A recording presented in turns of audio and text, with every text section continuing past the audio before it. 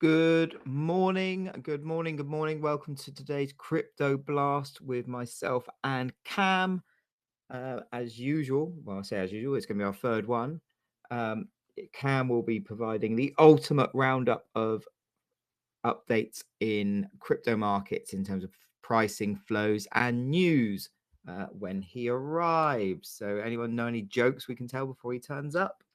1 second. I'll tell you what, we can get the legals out the way whilst we wait for him. So, as usual, nothing discussed on this spaces session constitutes trading or investment advice or infers any kind of endorsement by PIQ, Traders PIQ Global Limited, or indeed the hosts, as you know by now, is myself, Mr. Ryan Paisley, and Cam O'Connor when he turns up, and he has just turned up. No time like late. But anyway, I've done the legal, so I can go tap myself on the back and go make a coffee. Cam, you there?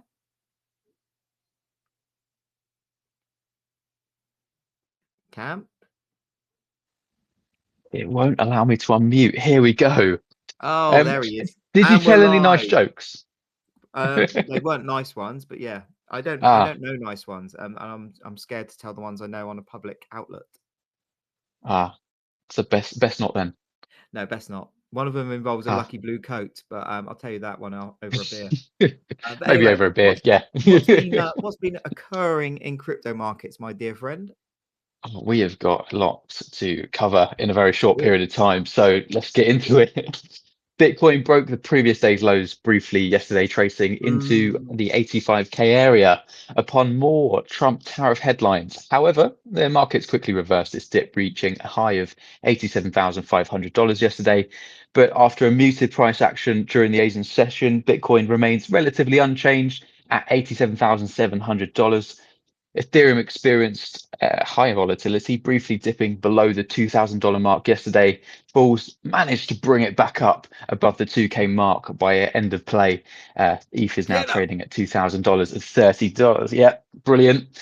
Moving down the market cap list, let's quickly just cover maybe the top seven. Let's do it. Sol is trading at $139, down 4%.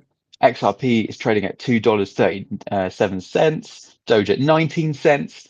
BNB is trading up 1%, a whole 1% at $639. And the outlier of the day is Sui, which is up 8% on the day, flipping Cardano, reaching a market cap, bringing it up to the market cap list at number 7, which is, I think it's the highest that Sui's been on the market cap list. So a lot of activity going on there. Go on. Cardano, sorry to interrupt. Cardano, is that the Charles Hoskins one? That is indeed. I've met him. Oh, there you go. Fun fact. Anyway, he's got a beard. Any more fun facts? Yeah, he had a beard at the time. Got to say, he was a lovely guy, a bit eccentric. Dressed like a tramp, but had about a 200 grand watch on, which I thought was a bit peculiar. But no, he back in the day. I don't tell many people, but I was a part of Paul Gordon, my business partner, was one of the founded the first crypto meetup in Europe way back when, and I used to help out, and he was one of our speakers one time. So there you go, blast from the past. Legendary. Carry on. All right, yeah, carry on. Awesome. Moving across to the US spot Bitcoin ETFs, they saw a net inflow of $89.5 million, while the Ethereum spot ETFs recorded a net outflow of $5.8 million. And note for any traders that this is the 9th straight day of net inflows for the Bitcoin spot ETF products. So if we close today a net inflow, you're on for 10. That's 2 weeks. Here you go. So I'm sorry to put you on the spot, but do you have any stats, as in what's the most recent, number of updates we've had in a row, kind of thing, or is this, or have I put you on the spot here? You put me on the spot here. Oh well, look. Next time, look, if you're going to turn up to these shows, yeah, you better get prepared. No, I apologise profusely. No, that's all right. I'm actually just looking, but now I've lost all my notes. So here we go. We're off the cuff. Well, this is a good time to remind people that these are recorded live. So if you are playing this back on YouTube or Spotify or on Substack, and you're wondering, fucking hell, this is a bit haphazard, it's because it's live, man. We're just here to have fun. It's a chin wag that gets you brought up to the world in the last 24 hours, if you've been away. Yeah, there you go. Exactly. We'll cover some of the news headlines from over the last 24 hours what we're here for. before we digress and lose all the listeners. Michael Saylor announces that I'm going to call this Strife, but it's definitely not even how it's spelt. But the STRF preferred stock began trading on the Nasdaq yesterday, offering USD yield to Strife investors and BTC yield for MSCR holders. All right, I probably won't call that Strife again going forward. We had Google Clouds Tech. What was it? Yeah, Google Clouds Tech yesterday. There's a lot of news with the CME. Now they just launched a validator and a new Web3 developer tool on the Injective protocol, bringing high quality enterprise grade infrastructure to the Injective ecosystem. Actually, fun facts about the Google Clouds ledger. It's not a blockchain in the traditional sense, because we did some research on it yesterday. It is their own infrastructure, which is private, so you can't see it on the public network. So there we go. Okay. So that pisses on my chips yesterday, saying about how it's, we've been talking about possible real use case for blockchain. It's not even blockchain. All right, back I on wasn't my going to hole. say it. I wasn't going to say it. All right, moving on. US Senate overturned the Biden era crypto tax rule, voting 7-28 to repeal the transaction reporting requirements for DeFi platforms. This bill heads to Trump for signature of approval. And more stablecoin news, because who would have thought that for the theme of 2025? Wyoming announced plans to launch its own stablecoin, the WYST token, by July 2025. This is as per Bloomberg. Wyoming official accounts confirmed this as well. On to our final story of the day for the Crypto Blast. It's a big one, and I'm going to explain it the best as I possibly can. So, Hyperliquid is a DEX that centers its focus on allowing user access to perpetual future contracts without the need for KYC. They faced what I'm going to call a god tier 4D chess move yesterday from a bad actor that exposed Hyperliquid, with some people calling it the DEX FTX 2.0. Exactly what happened. Let's break it down. So yeah, I was going to say, yesterday, I'm not very often speechless, but I was like, what the hell is this about? So yeah, please explain. Right. So yesterday, someone, we're going to explain the setup. I'm going to read this thread from someone called Gutham, the co-founder of Polynomial. Now I'm not going to cover the end of the thread because it's very much don't use their platform, use my platform. But the points he had were very, very good. It was a good summary. So we'll just go through it. So the person who took this position took a spot long and a $6 million per short on Jelly, which is a meme coin. I think the meme coin's relatively, it could have been any meme coin, but specifically the market cap was something that we should pay attention to because it was the $20 million market cap. So we took a $6 million perp short. The strategy was to force liquidate their own short position and make Hyperliquid inherit a massive toxic position that was going to be net negative. So the trader pumped the spot price aggressively over a short period of time, and this liquidated their short position intentionally. Now, the price of Jelly exploded 429% within the hour. And it actually took the market cap from around $20 million to well over $50 million in this time span. And this caused Hyperliquid to just have a massive bleeding on their side. This forced Hyperliquid into a position of where they really exposed their true nature, not as a DEX, but as a DEX turning into a SEX, which sounds funny.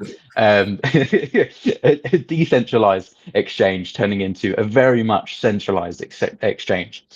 So they took over the short position, keeping it open and bled them quite horribly, and the result would have been that they would have faced liquidation, and that if the price of Jelly, which I think reached around 5 cents, had it have reached 15 cents, and we all know how volatile meme coins are and how much money can flow into meme coins in a very short period of time, there was the potential for it, but this is very much worst case scenario.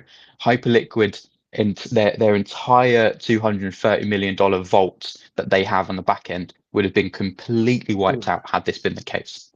So in very So much you go on. trying to layman's terms it, and I've probably got this completely wrapped around my tits, so I apologize. But yeah, so basically they exposed the fact that the DEX isn't really decentralized exchange, but they were also taking on positions themselves, and they forced Hyperliquid to take on the I guess the longs when they were liquidating their own longs. So when they were selling into the market, they were obviously I don't know. Actually, I'm really confused already. Fucking hell. So the kind of the exposure of Hyperliquid came because Hyperliquid stepped in and they liquidated 300. I suppose the amount isn't relevant, but we'll mention it. They liquidated $392 million jelly tokens, which sounds stupid, is stupid, at less than a cent, given that the actual market spot price should have been around 5 cents. So they actually closed the position, forced delisted the jelly token, and made a profit on that person's short of around $703,000. Right. Okay. Got you. So, so yeah, so this kind of exposed everything that was kind of wrong with this Yeah. decentralized protocol. There was no It, real size limits in liquid assets. There's a weak Oracle manipulation. There was no protection for it. The decentralized until things go wrong, and emergency powers are always ready in the background to take over. yeah. I guess Which I'm not something saying on that. I'm not saying that's a bad thing, but But this seems to be like an underlying theme that a lot of these mhm, things seem to be good on paper, but when you push them to their extremes, they fall apart. And we've seen mhm, this a lot of times. We've seen things like really being like there's no it feels like there's no stress testing. We've seen it with what Dequan's fucking the stable coin, all that stuff. It's like when things get really people detect a weakness and they know they've got to push it a long way to get that weakness to break, but it will break. And it feels like we've seen this multiple times now on crypto exchanges, on crypto projects. It feels like an issue that's not. When I say repeating, it's not the same issue, obviously, because they're all different. But it does, the underlying theme being that if it's pushed hard enough, it will break. So it kind of mhm. I guess it kind of brings into question, like, where is the structural integrity being tested, or is there any being tested, or are there loads more of these edge cases out there that just are waiting to be exploited? Well, that's exactly it. And currently, because Hyperliquid is still, live, you can trade on there. You could just do the same thing on a different token Yeah, right now, and you have the blueprint because the guy yeah, did it yesterday, exactly. or lady. Oh God, yeah. So they haven't even they haven't even shut the exchange and stuck the exchange on like a little gardening leave whilst they resolve the issue. Yeah, exactly. Oh God. Um, yeah. So I mean, this trader just exploited the fact there's no circuit breakers, and I think Yeah. that's probably the most tradfi way that we can put it. Yeah. No, absolutely.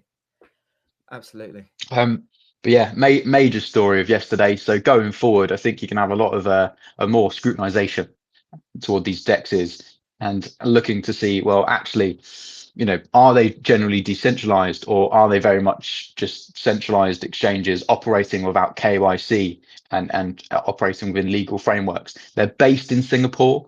However, I believe they're registered in some unknown, area where there are Yeah, I no requirements. I'm sure of it. Don't quote me on that one. bet. So yeah, just yeah, it just throws another bad light into the digital asset world. But again, if you're trying to operate under KYC requirements and the proper legal frameworks, obviously this is what we're trying to promote. We're Yeah. trying to promote And I more think, and this education is onto why that side of things. there's such a demand for regulated ways to get involved in crypto.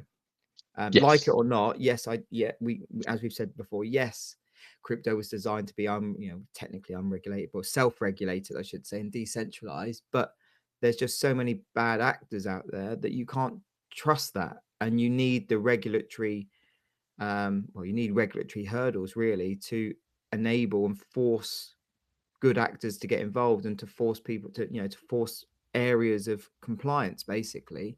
And the maxis and all, the anti overreach or oversight and stuff, people on anti-governance and stuff like that, maybe they are kicking up, but proof's in the pudding, right? We've seen countless times that if there is no regulation, and if it is left to themselves to regulate and govern, and self-governance, there's so many bad actors that people get rugged, and it's, unfortunately, I think that's human nature, and that might be the major downfall, not the downfall, but the major drawback of crypto is the fact that the people that are running it, to a large extent, have proven in the past not to be trustworthy.